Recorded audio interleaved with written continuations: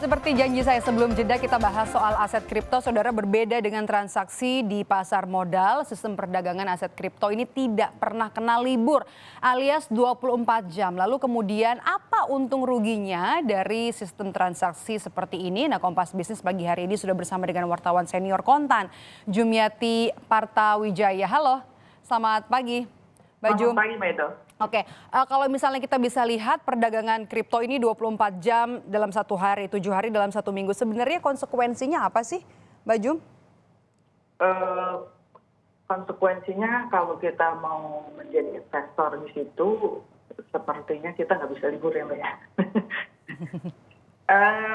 Dan satu lagi sih, Mbak, mungkin kalau kita biasa jadi investor di pasar saham Indonesia, itu kan ada batasan kenaikan dan penurunan ya.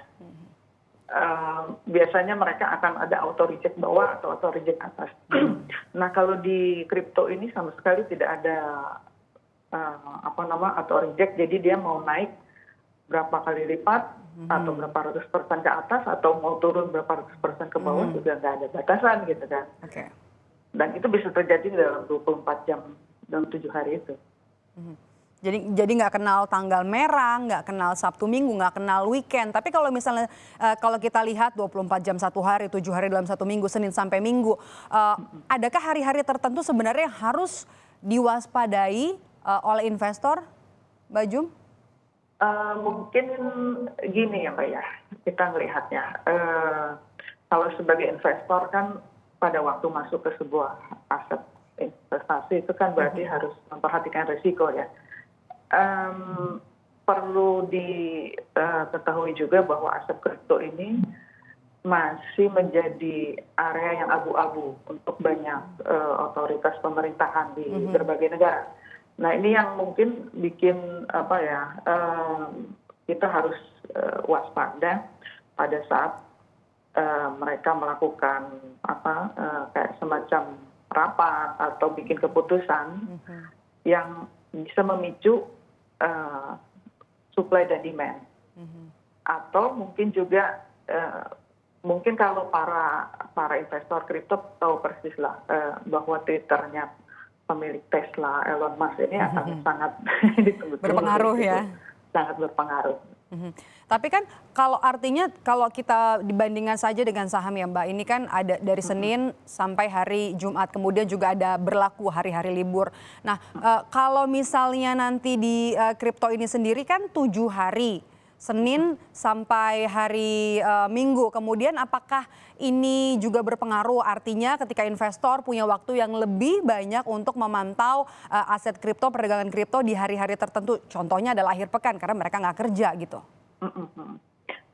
Kelihatannya pergerakan harga saham dengan harga di aset kripto ini kan berbeda. Kalau di harga saham ini biasanya orang bilang fundamentalnya itu dari kinerja perusahaan. Yeah. Nah, tapi kalau untuk kripto itu tuh lebih ke supply dan demand, gitu kan. Jadi berita itulah yang akan selalu memicu pergerakan aset kripto ini.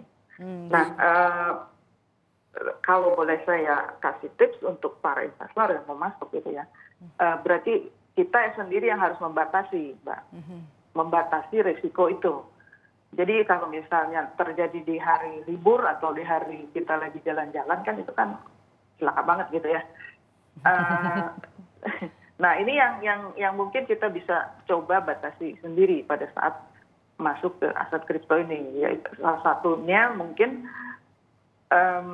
jadi kita harus ingat pada waktu masuk ke kripto ini adalah kita bisa masuk dan mendapatkan keuntungan yang luar biasa tinggi, tapi juga kita bisa masuk dan asetnya ini seperti dalam beberapa hari terakhir ini kan turun tajam gitu kan. Nah, ini yang resiko yang harus kita terima gitu kan. Okay. Artinya pada saat masuk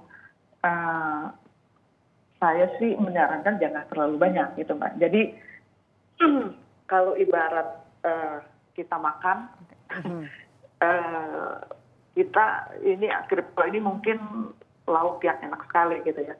Tapi kan nasi yang jadi makanan pokoknya ini harus jangan dilupakan. Oke. Gitu ya. Oke, Mbak Jum, berarti kalau misalnya sekarang baru mau mulai, jangan terlalu banyak ya? Jangan, Mbak. Mungkin kalaupun mau masuk sedikit-sedikit gitu ya. Sedikit-sedikit dulu ya. Nah, dan ini saya sarankan bukan sebagai investasi utama, Mbak. Jangan masuk semua di situ, apalagi itu lebih celaka lagi.